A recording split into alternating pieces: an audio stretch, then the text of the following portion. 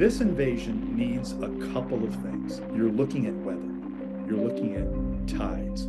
When it comes down to it, you're going to have 3 days in June. The weather comes in from the west. So what you really need is a meteorologist in Ireland. My name is Fergus Sweeney, and I am the grandson of Maureen Sweeney. Maureen Sweeney was from County Kerry, a little village called Knockanure, and she was born on the 3rd of June 1923. Blacksod is in the northwest of County Mayo on the very west coast of Ireland. It was definitely isolated. In the 1930s, they required a post office assistant to work in the office as a clerk. And so Maureen would have answered an advertisement in the paper, and she got the job. Even though we were a neutral state, we were very aware that the Second World War was happening and happening on our doorstep. And upon the shoulders of a single U.S. general, 52-year-old Dwight Eisenhower, lay the heavy responsibility for the final outcome of America's great and crucial military venture. My name is Rob Citino. I'm the senior historian at the National World War II Museum. By 1944, it was time for the U.S. Army, the ground force, to get involved and put the Germans in a vice. The strategy was to invade Western Europe. Dwight D. Eisenhower was chosen as the supreme commander of this Allied invasion. Eisenhower, his generals, and his staff looked at the map and decided Normandy is the place. This invasion needs a couple of things. You're looking at weather. You're looking at tides. When it comes down to it, you're going to have 3 days in June, the 5th, the 6th, or the 7th. The weather comes in from the west. So what you really need is a meteorologist in Ireland. What makes Blacksod kind of key to this is we're about as far west in Europe as you can get. So that's of a huge benefit to the British at this stage in the war. At that time in Irish history, our meteorological service didn't have what we might know today as weather stations. So what had happened was post offices were given the job of doing ground observations. And this data would be sent on to London. They need every advantage that they can get. So now they're getting the weather every hour on the hour. Eisenhower has a chief meteorologist whom he consults every day, a British group captain by the name of James Stagg.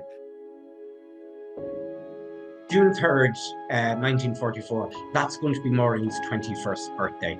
She would still be doing the late night shift in Blacksod weather station from about 12 midnight until about 4 or 5 a.m. that morning.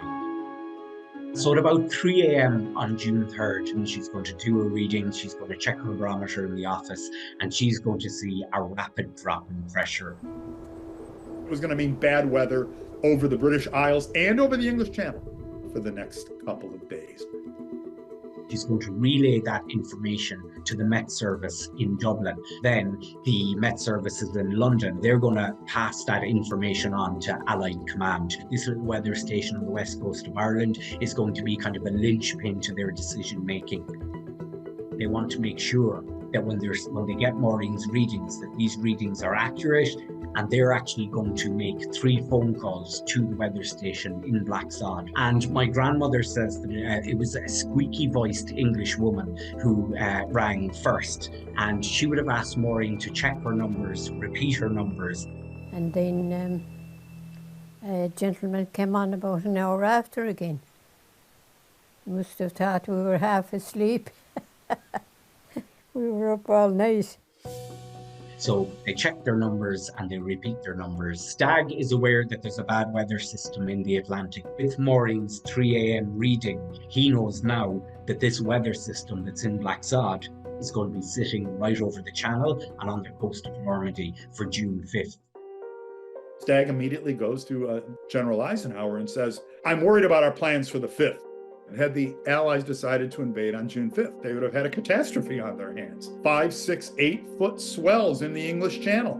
You would have had soldiers and sailors drowned at sea in the hundreds, if not the thousands. And on that basis, Eisenhower and his aides decide to postpone the invasion." On the afternoon of the 4th, the weather deteriorates in England and over the Channel. But that also means that the storm has now moved off the west coast of Ireland. So Maureen is going to be back in her weather station, and what she's now going to see is her barometric pressure rising. There's going to be just enough clear. It'll be a window to give us a chance to launch that invasion on the 6th. That's what Stagg tells Eisenhower. Okay, Eisenhower said, let's go. Maureen is going to find out in 1956 that it was her weather forecasts were that final piece of the jigsaw puzzle for D-Day. Eisenhower was making up his mind whether to enter the war or not.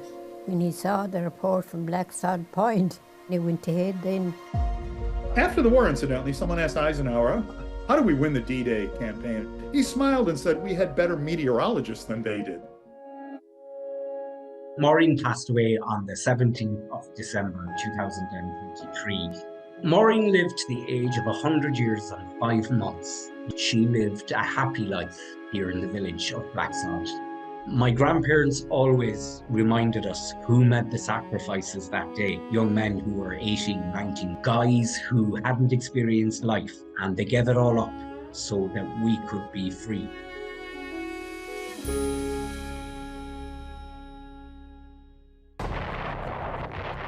We were all 18, 19-year-olds.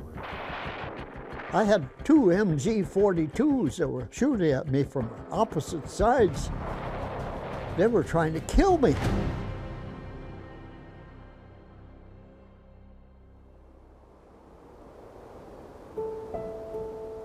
My name is Jake Larson. I'm 101 years old.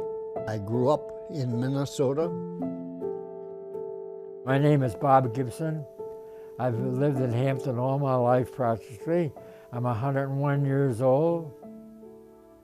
I was drafted in my senior year. I was 18 at that time. The D-Day operation was known as Operation Overlord. It's one of the greatest military operations in history. You had almost 7,000 ships involved, 9,000 aircraft in the sky, 1.5 million men who were geared up for battle that morning.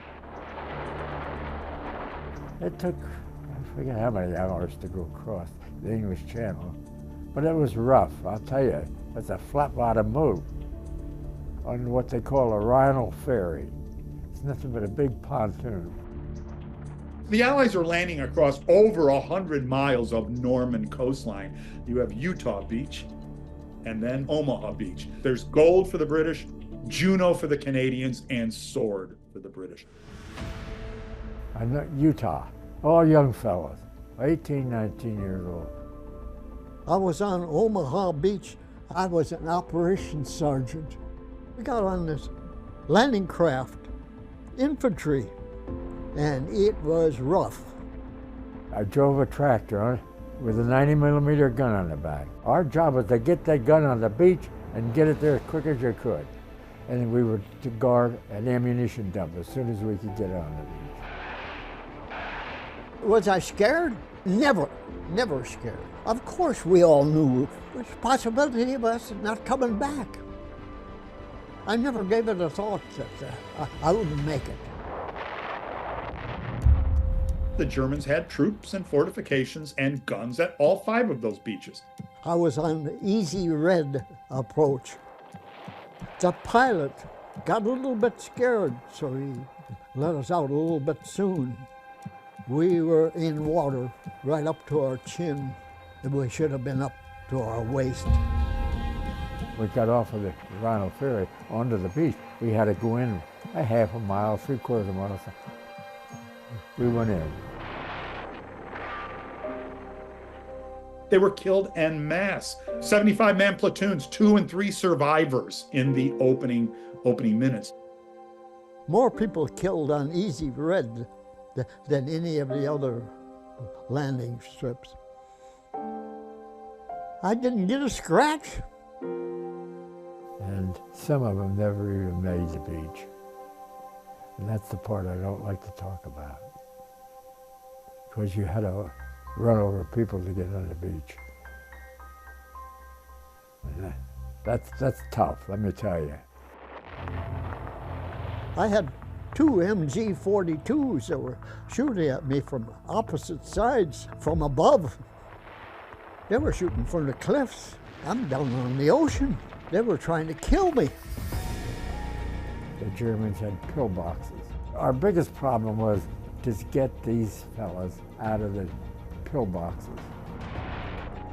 I'm waiting for them to stop shooting.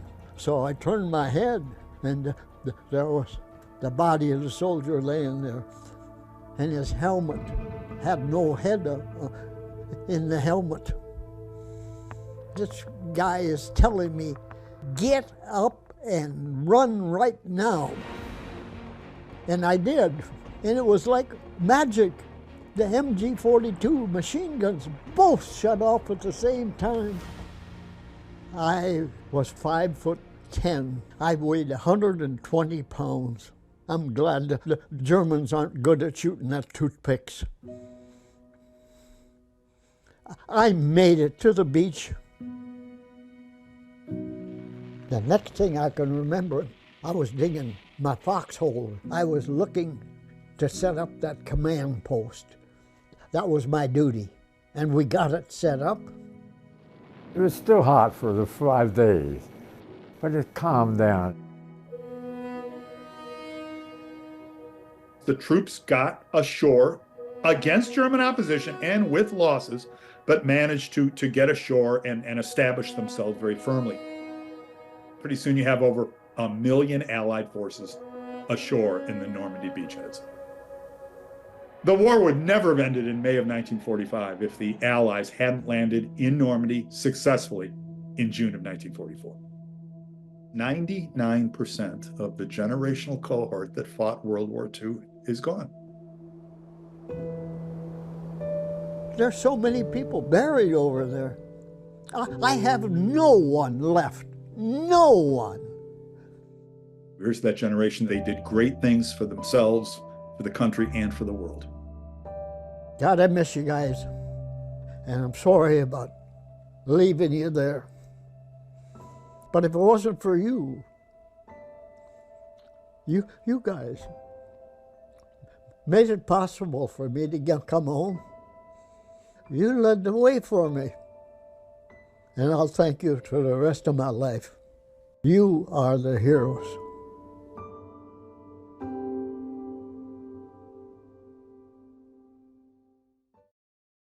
Nightly Films is sponsored by Pfizer.